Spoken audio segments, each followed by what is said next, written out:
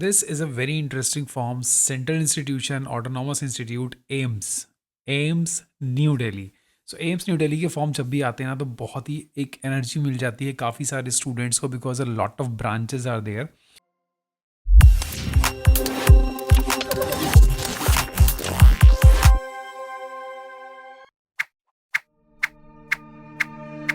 सो ये PhD programme जनवरी 2024 season का है.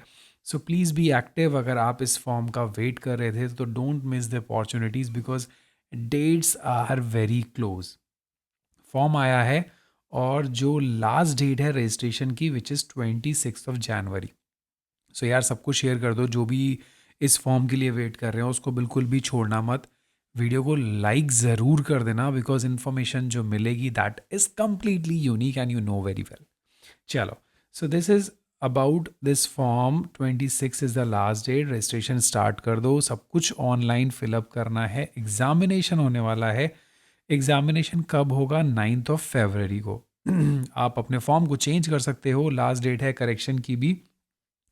और सबसे अच्छी चीज़ है कि जनवरी में फॉर्म है, फरवरी डेट है एग्जामिनेशन की, और मार्च में आप ज्वाइन कर लोगे. अदरवाइज़ यूनिवर्सिटीज़ बहुत डिले करती हैं. This is an central institute, autonomous institute, so you will get a very good exposure. Because देखो, एम्स में पीएचडी करने के बाद you will get the job options in AIIMS itself, because AIIMS के पास non medical की बहुत सारी scientific post होती हैं.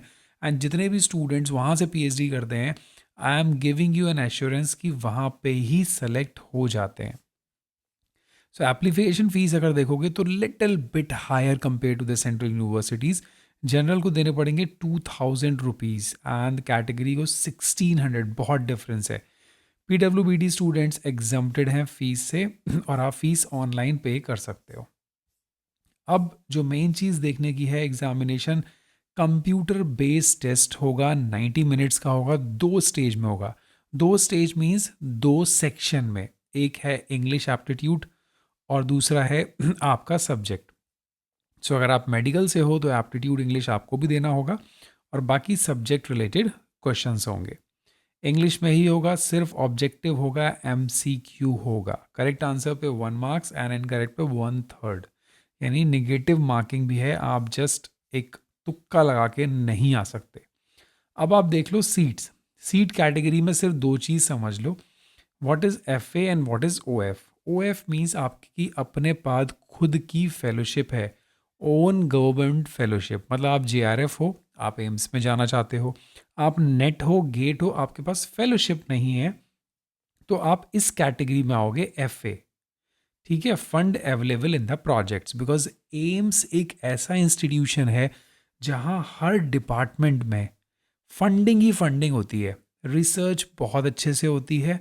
मेडिकल नो डाउट वो उनका अलग चलता है, बट रिसर्च उनको करना ही करना है. So that is why AIIMS are getting a huge, a very good quality of research and a publication, because उनके पास सैम्पल पेशेंट लोड बहुत अच्छा होता है.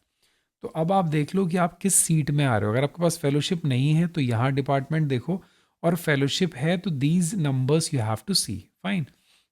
So overall, these are the department: hematology, microbiology, neurology, pathology, pharmacology, and this is the total number of seats. So 115 is the total number of seats, and 46 and 69 are the FA and OF seats.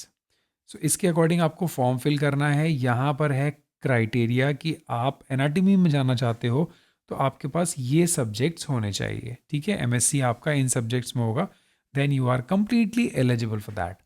अब उस department में अगर FA seat है तो क्या project चल रहा है वो भी आप देख सकते हो. अब अगर आप इस प्रोजेक्ट में बहुत ही इंटरेस्टेड हो या आपका ये रिसर्च एरिया है तो बहुत अच्छी बात है.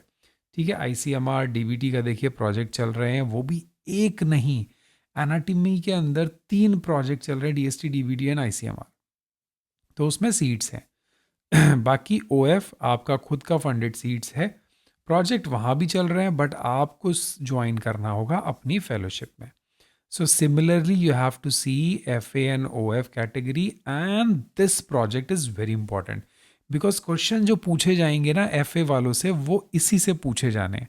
तो अपने आप को तैयार करना है इसी के अकॉर्डिंग. अब मैं एक एक डिपार्टमेंट नहीं पढ़ूंगा, otherwise it will be the waste of time. चलिए आगे बढ़ते हैं कुछ इंपॉर्टेंट पॉइंट्स पे ओनली। अब जनरल एलिजिबिलिटी आपने देखी ली, मेडिकल वालों की अलग है, नर्सिंग क्वालिफिकेशन और नॉन मेडिकल मास्टर्स होना चाहिए, 60% मार्क्स। थोड़ा यहाँ भी ध्यान दो, 60% मार्क्स। बाकी जगह 50 या 55 पे चले जाते हो, बट यहाँ नहीं जा पाओगे।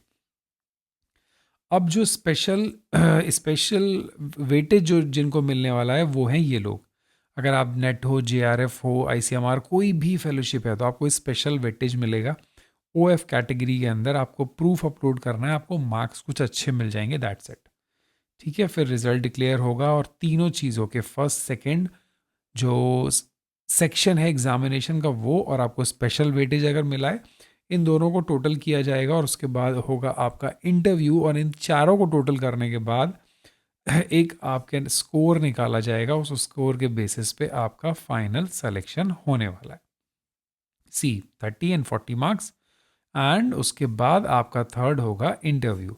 सो इंटरव्यू की तैयारी तो आप जानते ही हो, you all are very expert.